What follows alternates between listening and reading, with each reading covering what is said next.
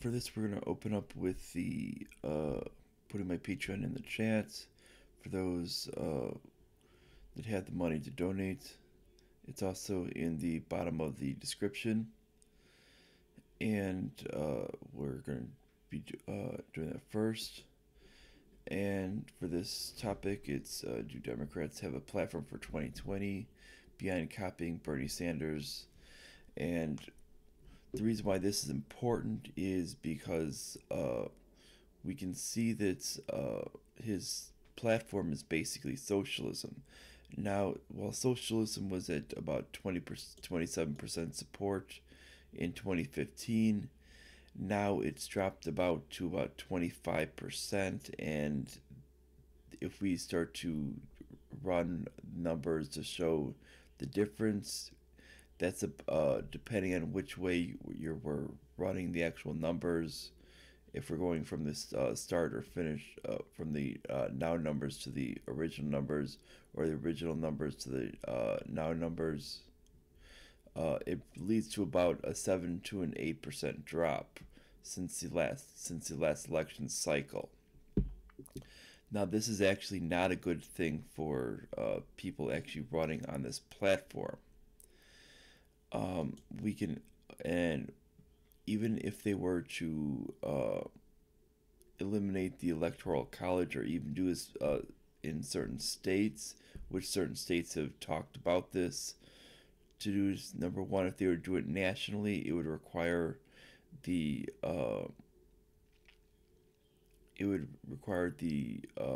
an amendment, and they'd have to go through all that process, which it would be very, very unlikely that it would go through, and they would still not have the approval rates. They would be getting killed if they were to do this.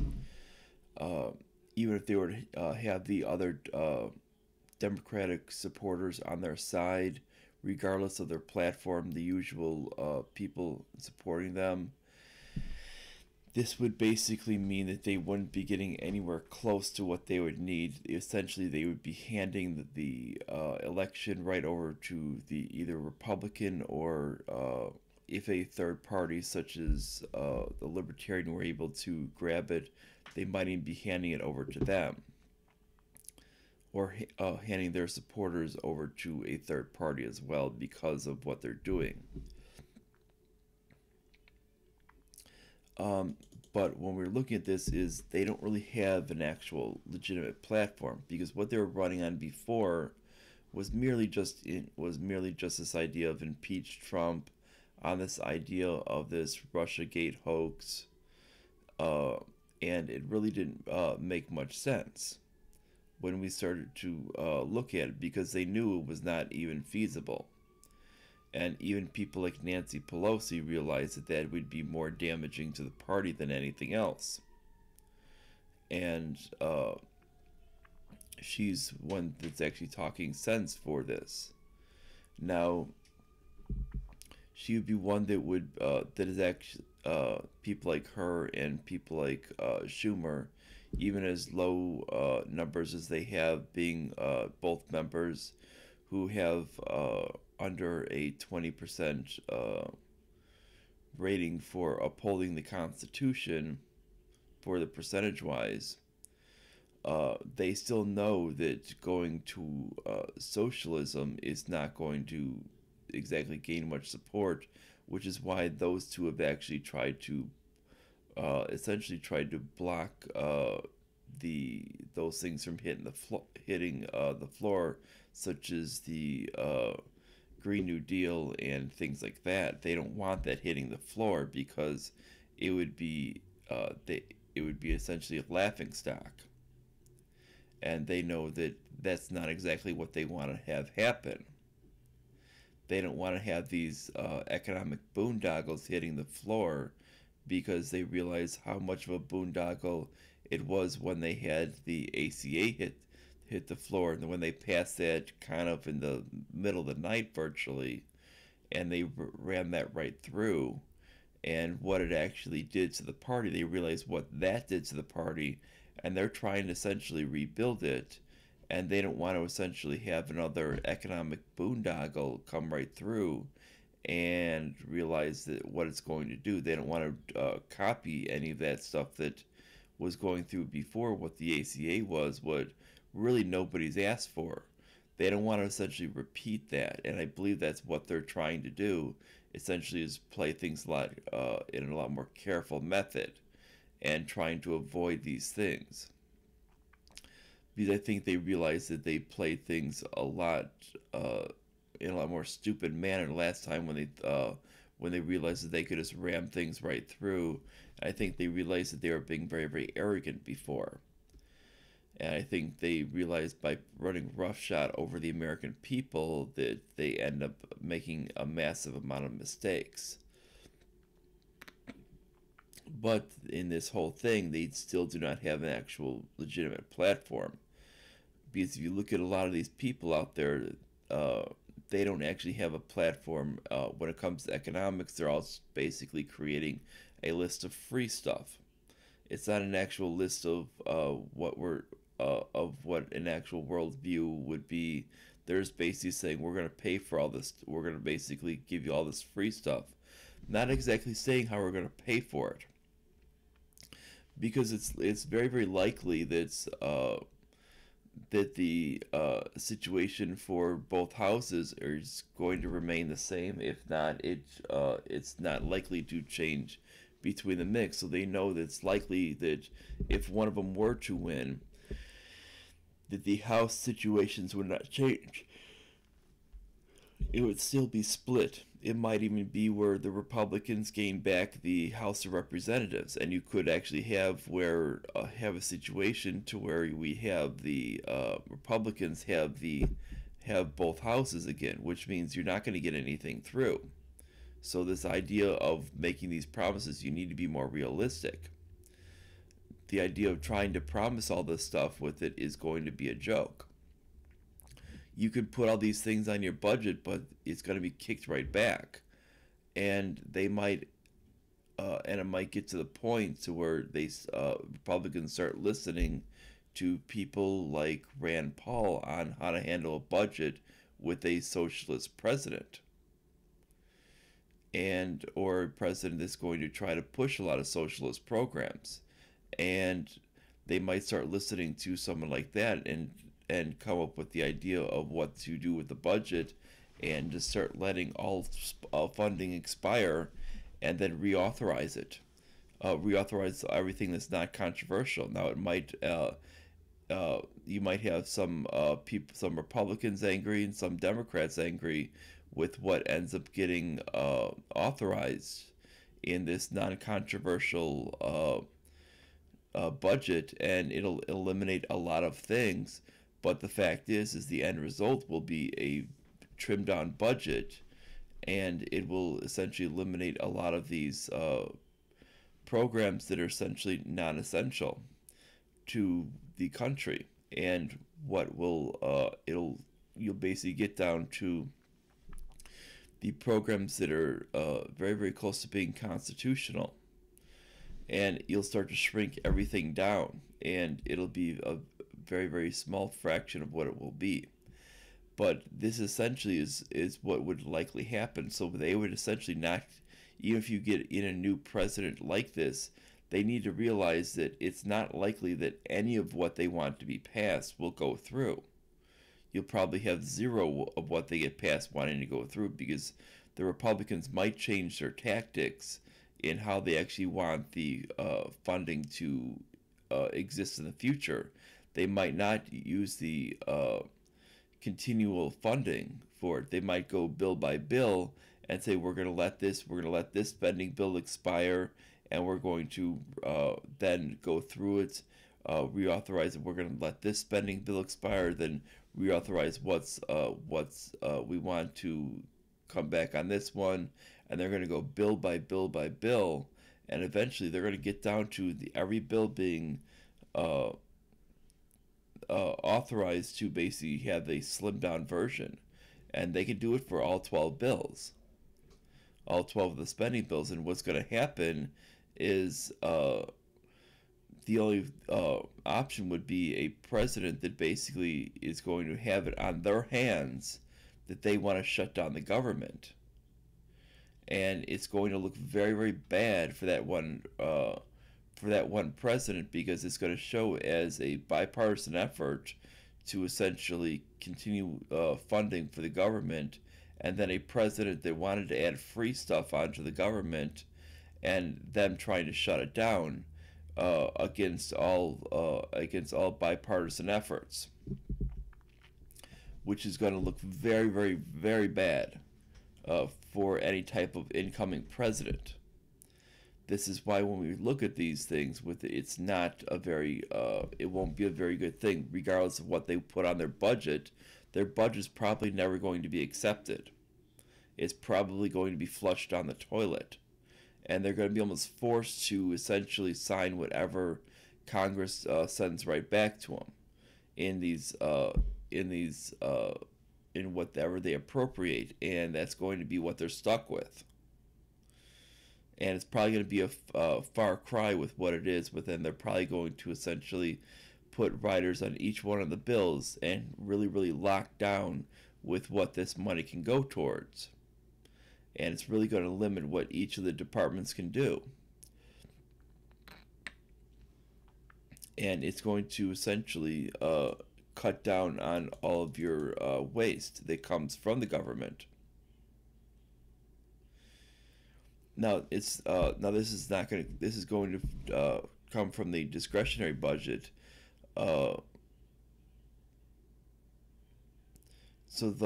basically the money that is not usually touched with it is like Medicare, Medicaid, Social Security,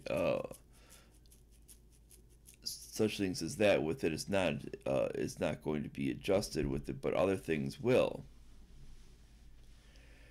And this is going to be and they're eventually going to come up with, that's where they're going to come up with solutions probably in the future of what to do with these funding areas that are basically being underfunded. And they can do that once our actual budget is shown, that where we got rid of all this excess money, they can actually take that other money and actually pull it into those other areas that need to be properly funded, so they don't go bankrupt. And they could probably extend out they could also use it to extend out the ages on Social Security and things like that, and start making adjustments like that, and that would really aid and they could slowly raise up the age for eligibility, and that would really help out the problems. Now, this is where we get to it, and this is why when it comes onto the platform, they need to realize that now it comes on to the ability, can they win with this platform of like an idea of Bernie Sanders type of platform. Well, we realize that this is not even functional when it comes on to the actual country, because it's going to come to a point to where there's the other side's going to essentially come to a point to where they're going to let the budget expire, and let a negotiation come on the table, and only get to a point of reauthorizing when you get to those 60 votes in the Senate. Now, this is going to be a big thing when it comes down to it. This is going to eliminate a lot of the bulk, because they would rather have that than be forced to deal with a lot of these social programs that are going to be added in. And it's not going to be plausible, because you're never going to have enough votes for these things to go through.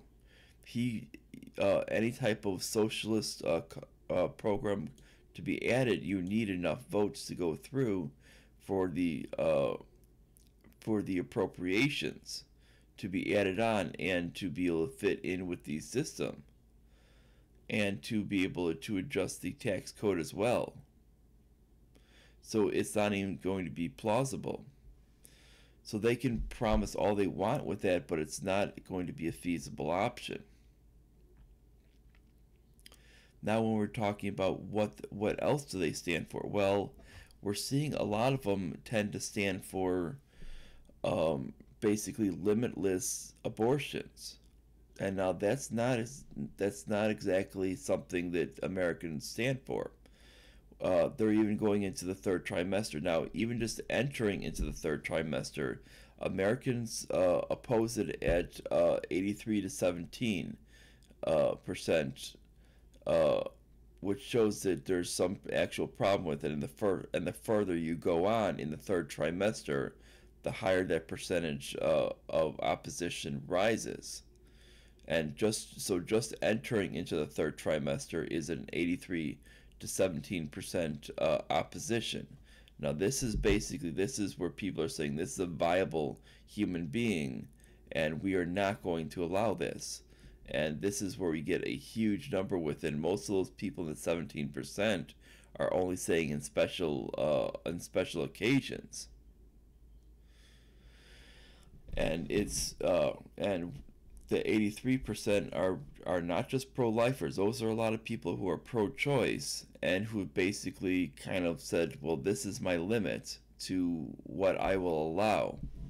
And as the closer you go to the end of that in the third trimester, the higher that number rises, and people are saying that's homicide. Well, the fact is when they're saying, I mean, you have like Ralph Northam basically he was advocating for essentially post-birth abortions. Now, that by law is homicide. A post-birth abortion is an actual homicide. It's infanticide. Infanticide is homicide by law.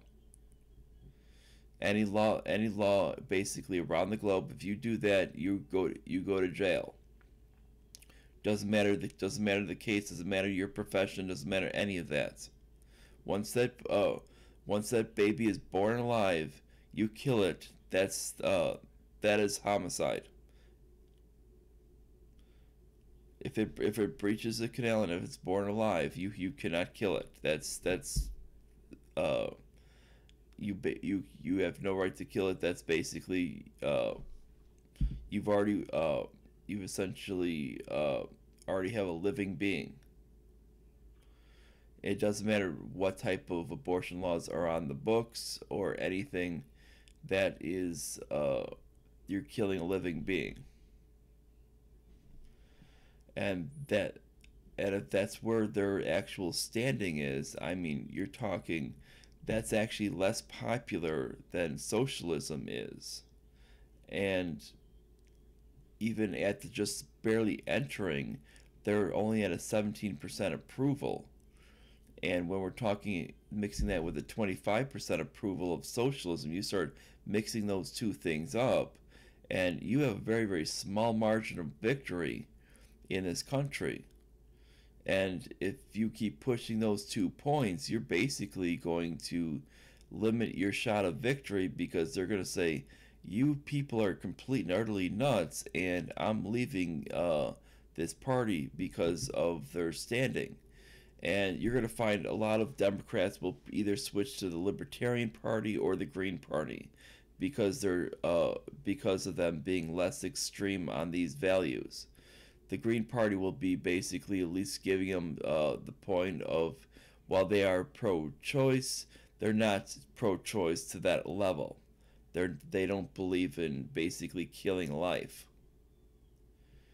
They're not going to basically be on the level of basically killing humans that are actually living beings, and they don't believe in going that far on abortion.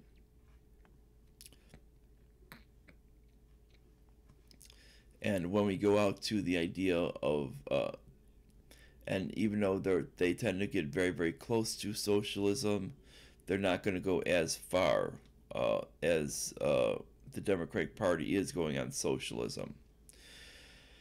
So when we're looking at this, is they're going to have to come up with some type of platform that is not linked to this, because they're not going to essentially survive in an election. And this is just basically what we're talking about here. Their actual survival in an election, because they essentially are stating that they do not believe in capitalism They don't believe in the actual Constitution itself because uh, they're uh, they're having people such as Cory Booker. They're having people that are Democratic supporters, such as Jamel Hill, stating that these things that are basically that these things with they're stating that the Constitution is racist, and so they're basically trying to make a thing of saying we don't have to support the Constitution because it's racist. Well, the fact is, if it's so racist, uh, and it's supposed to be just for whites, why would the Philippines actually base their whole system upon it, and why is it still based upon it? Because the fact is if you look at the actual demographics of the Philippines, you are not exactly going to be finding many whites there.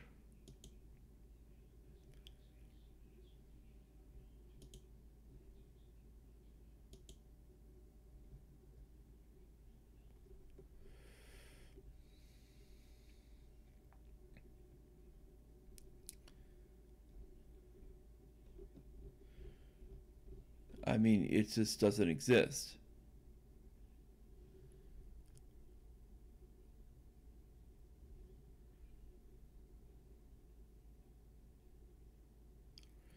There's about 300,000 to about 600,000 American citizens in that's in the Philippines. So when we start to actually take a look at the Philippines as a whole, you're going to see you will see a population of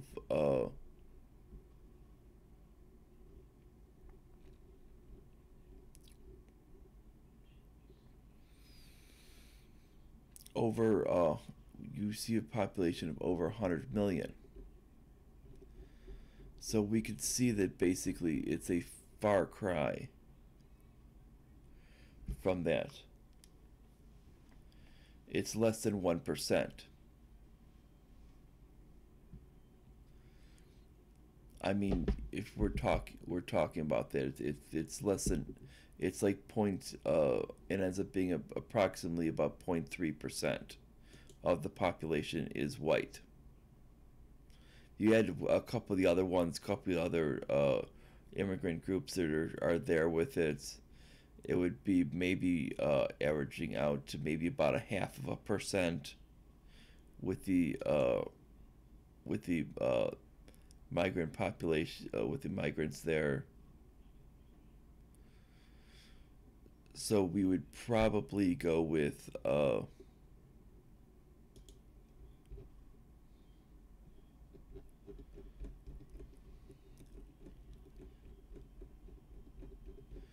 we would probably say that they have maybe uh, I mean at most with it you have like about was about 300,000 you have about 600,000 Americans.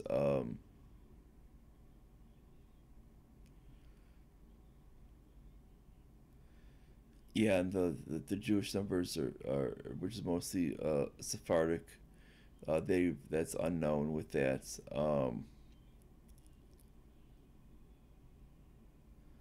And then they have some other groups with it, but basically it's we're talking no more than like a 0.6%. So it wouldn't be any higher than at most about 1% at highest when we're talking out there with it, and they do use our same constitution. And when we're talking about that is that their constitution is essentially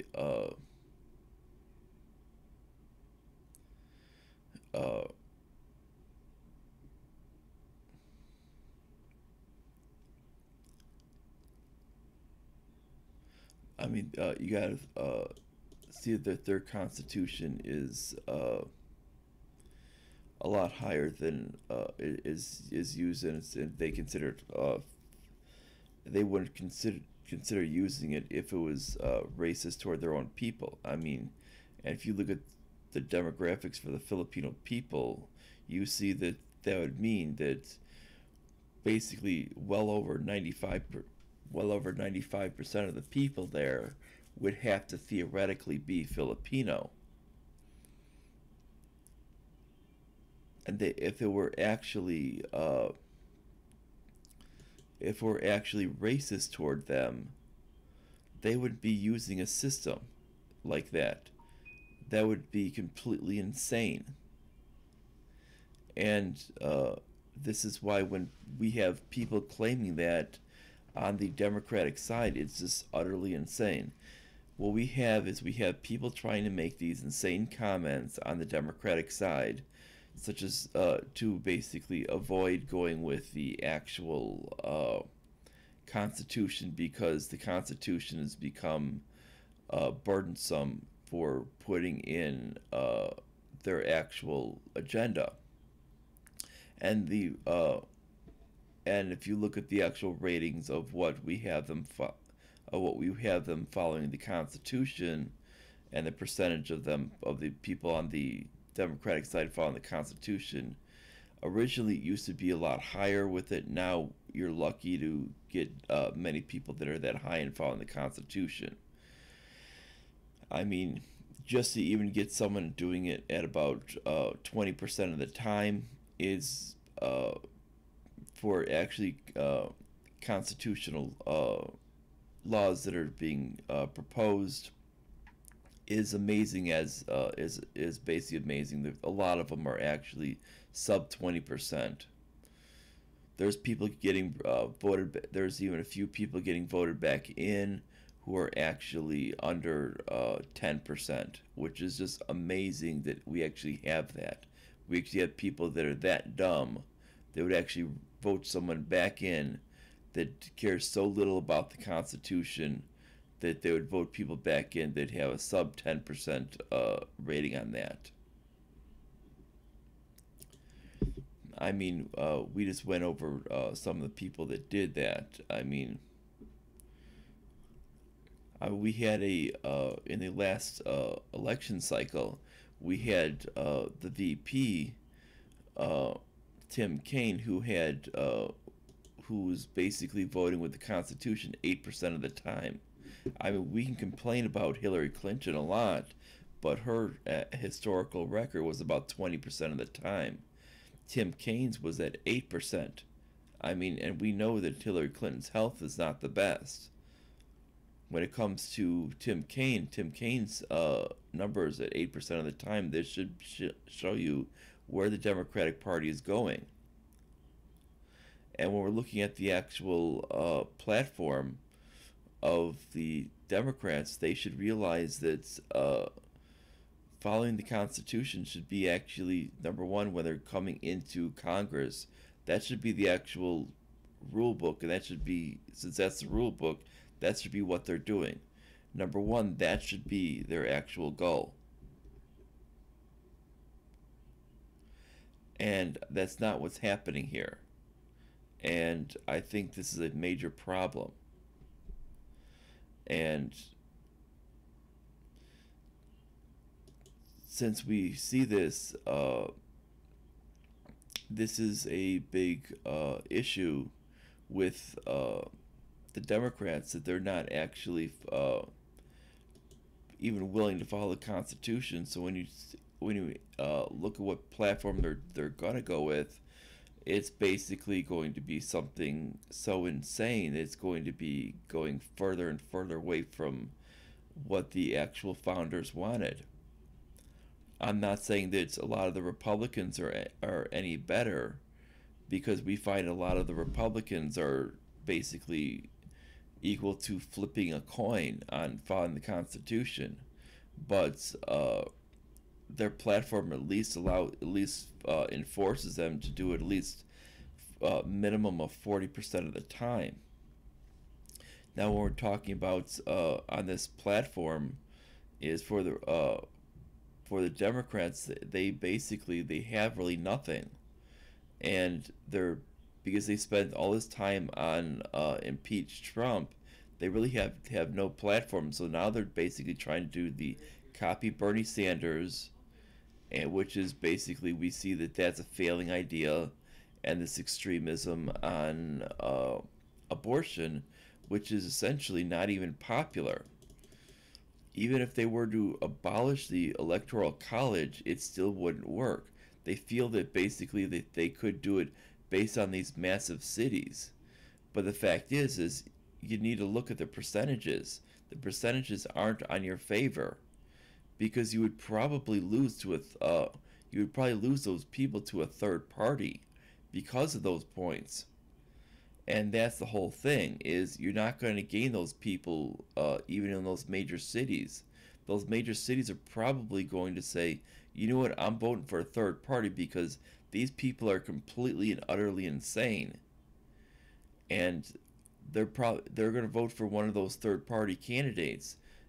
They'd rather have that with it than essentially vote for something that they just don't even believe in. They're not going to vote for something that's essentially is very, very unpopular because these are these poll numbers that we're getting, and socialism is still not popular even within the urban areas. Urban areas prefer more of the idea of that progressive type of Obama style Democratic Party. They don't like the Bernie style idea of socialism, which is like your Venezuela socialism, because they don't. This is not something that they prefer, and it's why when you see these Bernie Sanders supporters, they're all white, and they're coming from these privileged suburbs, and that have actually grown up in massive amounts of wealth, and there's a reason why. And very very rare cases does he find maybe one supporter that's from a minority with it, one supporter here, one supporter there, but it's a very very small amount. He doesn't have support from the urban areas, and it's because socialism just doesn't connect in the urban areas at all. So what's going to happen with it is because Trump still hasn't been able to connect much in the urban areas at all. It's going to lead it to where to where third parties are going to basically be massively hitting the urban areas if we were to actually come out to having these having a popular vote, and it's going to cause a massive change in the way things happen. And trust me, the Democrats don't want an actual elimination of the electoral college, because if they were to have that, essentially what they would do, you would basically be handing the system based off basically out to a third party, especially if they're running like they're running now, because they're not going to grab the urban areas, because especially with a platform like this, they're not, because people aren't interested in it. They're basically going to say, you people are a bunch of morons, we don't like your platform, and nothing's really connecting with them. It doesn't matter what they're saying with it. They know what Kamala Harris is like. They know that she's the one that throws them that she's the one that advocates for throwing them in prison. She's basically the black version of Hillary Clinton. So she's not going to be very, very popular with them. They know that what it called the other ones are basically advocating for copying Bernie Sanders' platform, and they're not very popular in the urban areas either. So what you're going to be left with is you're going to be left with a lot of people who are not very popular in the urban areas. None of them have really been able to make their state their case, and that's where they're going to be left with. They're going to be left with a lot of people that can't state their case to pick up the urban areas. and it's going to be leaving essentially a vacuum. Now, this vacuum can easily be picked up by third parties. Now, if you go to a popular vote, this is going to essentially basically make it to where third parties can basically pick up the stuff anywhere. If you leave it to an actual electoral college vote, it's going to make it a little bit harder because they're going to have to essentially target that, and they don't have to just make their state their case nationally. It's so it makes it a little bit more difficult, and it will make it a little bit different. So what we're talking about here, this is when we look at the Democrats. The Democrats need to understand this. This is when we have this platform, is their platform really, if they go with this, they're not going to have much success. Even from the actual congressional leaders they have right now, they're not very keen on a platform like this. Even though they might embrace the idea of that endless abortion, they're not very keen on the idea of socialism.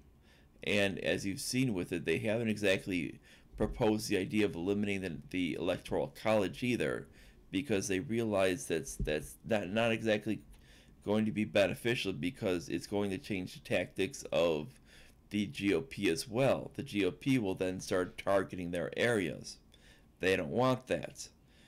The worst possible thing that they could do right now is have the GOP target their areas a lot harder than they're doing currently. And the last thing they want to do is have that and start losing their strongholds. They don't want that at all with it. So the electoral college is the best to make sure that their strongholds are secure, and that basically everybody stays in their lines. And this is why they, a lot of the people like Nancy Pelosi and Chuck Schumer, are actually not advocating for eliminating the electoral college, or have actually allowed for bills to come up to eliminate it, because of the fact is they know what damage could come of this. They're actually thinking a few steps ahead of these younger leaders who think that they can basically just get rid of it. The GOP, if they get told the electoral college is gone, what's going to happen is the GOP is then going to be targeting these urban areas a lot harder, and they're going to be stating their case a lot more effectively, to essentially make it very, very difficult for the liberals to win. Now, the liberals cannot effectively state their case out in the suburbs, because there's nothing out there for them to state their case to. Essentially, these are areas that are traditionally, that have been over the last few decades, that have been traditionally very conservative, and they don't want these ideas of government control. They want to be left alone. They don't want the ideas of more government debt. They're actually the ones that have been preaching against it. So essentially, if a Democrat comes out in their area, they're basically going to tell them go away, and they're not going to be tolerant to the ideas of socialism. That's essentially the area that's between 70. That's around 75% against it. That's your areas that are essentially the most against it, with exception of your rich suburbs that have a few people that are there with it. But most of your middle class suburbs that you need to target are not for it. And this is going to be your major problem that they're going to have. And it's not going to play very, very well. And this is why when we're talking about this is why that's a idea of going to eliminating the electoral college is not going to play well. They could try it, but it wouldn't work out very well. This is why in this system with it, the Democrats know that if they had the urban areas with it, it works out well, because that can allow them to win a lot of states. But if you start cutting those out, and make it basically where you have to win a lot of these said urban areas to win, the GOP is not just going to lay down and die and say, you know, we're just going to give up. They're not just going to give up. They're going to basically say, you know what, if this is what it takes to win, we're going to do whatever it takes to win, and we're going to target these areas as well. And we know that if we can get some of these and pop these off, we're going to be able to win it. And that's what's going to happen. And guess what? You're going to have a serious fight in your hands for a lot of your own territory. The Democrats don't want that. The Democrats think if they just flip this over, then it makes an easy time for them to win at every time. They don't think about what's going to happen, what the occurrence is going to be. Very much in the same way that a lot of the neoconservatives don't think about the effects of intervention. They're not thinking forward of what actually occurs, what happens after they intervene. They don't think about the blowback from it. Just the same way with it, they don't. These liberals are not thinking about what actually occurs after you get rid of the electoral college. They don't understand that it doesn't just remain the same. It's not just going to be where you just flip over the same results. It's not going to be the same thing. It's going to be a situation to where what you see is going to be where these where the GOP is going to change their tactics, and that's what's going to happen. The GOP is going to change its tactics because the fact is you've changed the rules. If the if you're no longer in the electoral college rules, they're going to change your tactics to be a popular vote rule setting, and that's what's going to happen. How the elections are going to be ruled. They know that they're going to have to target about the top 10, 20,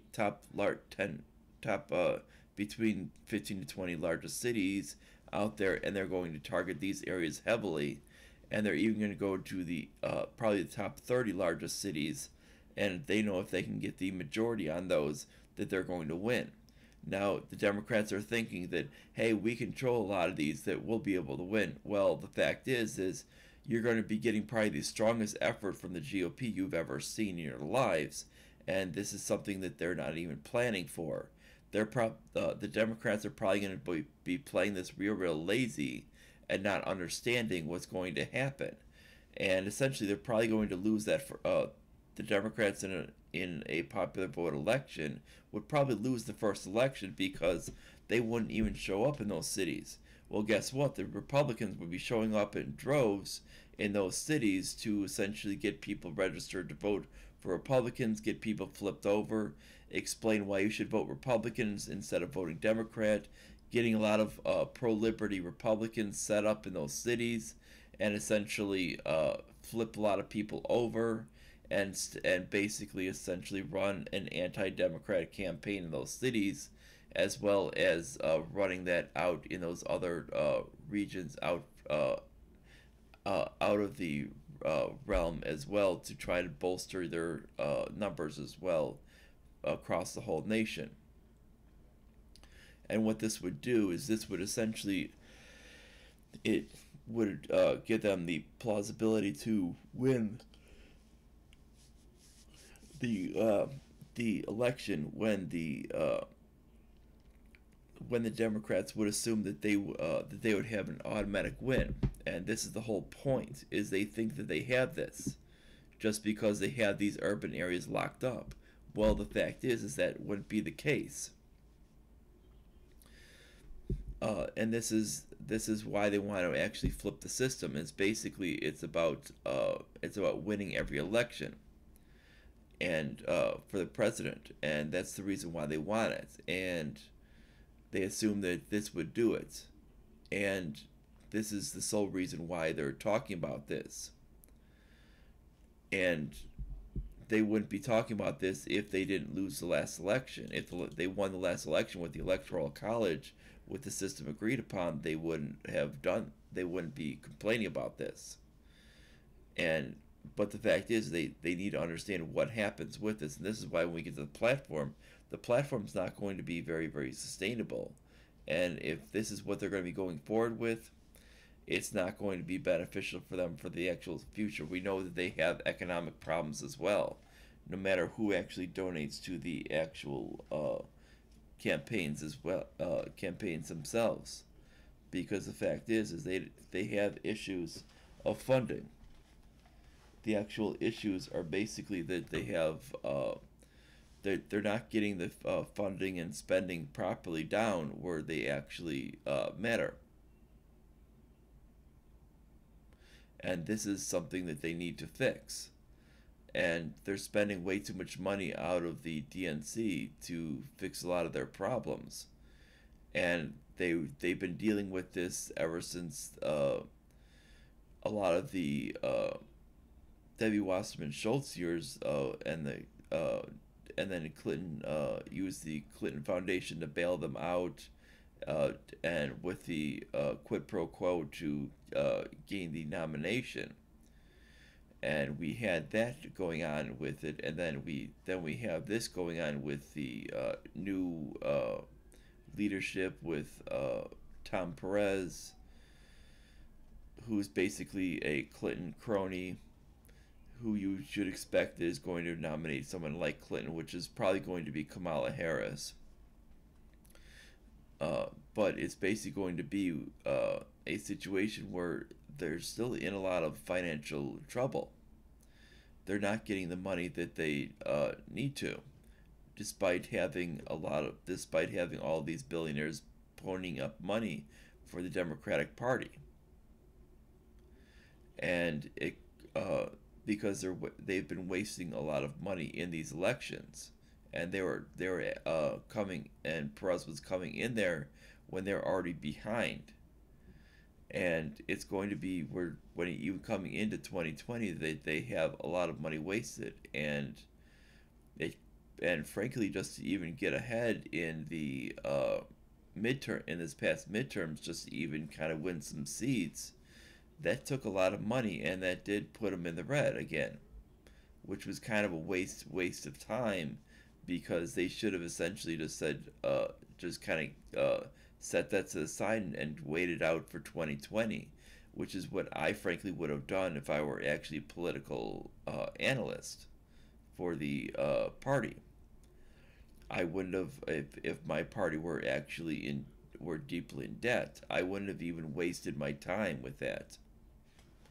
And that's where we're coming at. But because they've done that, they've essentially have caused themselves a lot of problems. Now, when they get, and that's why when it comes to the debate floor, they want to make sure that they have themselves a really really cushy debate, and that's why Perez eliminated Fox from the primary debates, because he wanted to make sure they were not going to get any hard questions. They were going to give softball questions, and make sure that it was going to be softball questions. Make sure that he can pretty much control the way the nominees are going to get questions, and make sure he can kind of control who can kind of get nominated, because he wanted to make sure that can kind of always stay in control. Because if Fox enters into it, it could change the whole spectrum, depending on who Fox puts up there for adding in questions. That could really change out the system. And this has been what they've always wanted with it, and they have, as far as I know, they have not done any changes to the superdelegates to eliminate them from the actual system, to make them to make the system more like the GOP, where it's just based on people voting and then divvying out the delegates for the actual candidates. And that's going to make this thing a lot. That's going to make it essentially very very similar to what you had last time. And that's a big problem for what we're seeing with them. Now, when we get down to the idea of the with the what's probably going to happen in 2020 is they're probably going to lose again, just like they did in 2016, and they're probably going to try to blame some other country, probably Russia or some other thing like that, and it's going to be it's basically because of it's going to be basically because of bad campaigning, and putting someone forward that basically is completely illegitimate. Because it's not likely that they'll have Tulsi Gabbard to be able to run that's going to be have at least a point of view that's going to show that she's against intervention, because she has a when it comes out to the score for being the most supportive of the Constitution, she has, as far as I know, the highest score amongst all people at about 31%. I believe her and Bernie Sanders, I believe, are the highest two scores. I believe they're actually a tie at about 31%. And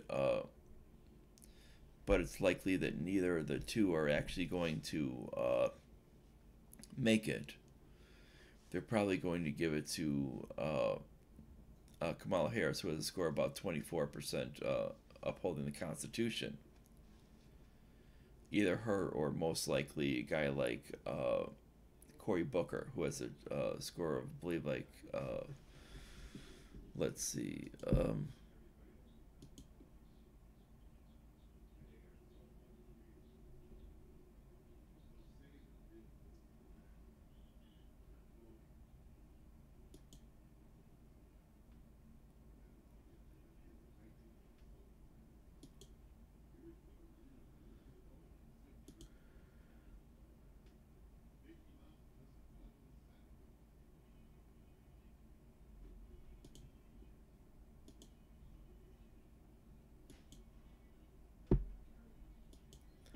Cory Booker would have a score of, let's get that 1 second.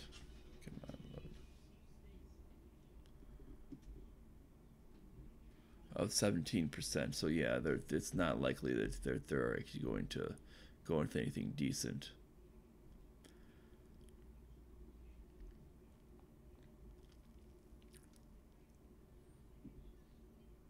So it's not.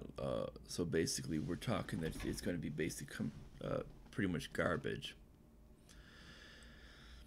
And when we're talking about the platform with what they're going to go forward with, that's why they're kind of going with kind of some hogwash.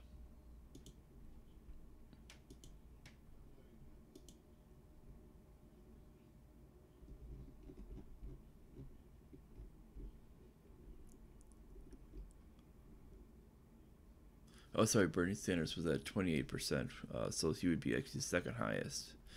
The highest is basically Hawaii's Tulsi Gabbard at 31%. The second district out of Hawaii, and that's basically it. And she would be the highest in that. I can guarantee you that she's not going to win, because the fact is they do not want someone like that representing the party. Because of the fact is, if they did, then that would essentially ruin what they have for what they have going forward. Now, obviously, there are members that are actually higher than her in their actual party, but the fact is, they're not going to want them running. But and they have not run with it because obviously we have even though we have out in even though we have like Amy Klobuchar running in Minnesota, she actually is not the highest for the senators for her own state. Representing her own state, actually Tina Smith actually has a much better rating. Amy Klobuchar only defends the Constitution about 10% of the time, when Tina Smith does it about 40% of the time. That would be it was a definite win for the people of not only the United States but also Minnesota, because she replaced Al Franken, who only was at about 18%. So they got more than doubled their percentage when it came to getting her in there. And if she ran with it, that would actually be their best hope with it. But for defending the Constitution, but she's not actually running. And you have Amy Klobuchar, who is a complete and utter moron. But that this is, we're gonna probably pretty much end it right here. If you like it, click the like button, subscribe to me, make sure you click the bell, share it all around social media to your friends and everyone else. Make sure you check out my Patreon page. That's www.patreon.com/challengehistory. It's in the chat and in the bottom of the, if you're in right now. If not, it's in the bottom of the description. And make sure that you can donate. If not, share it with someone else who can. And that's about it. And see you guys later for my podcast. It'll be sometime midday or so.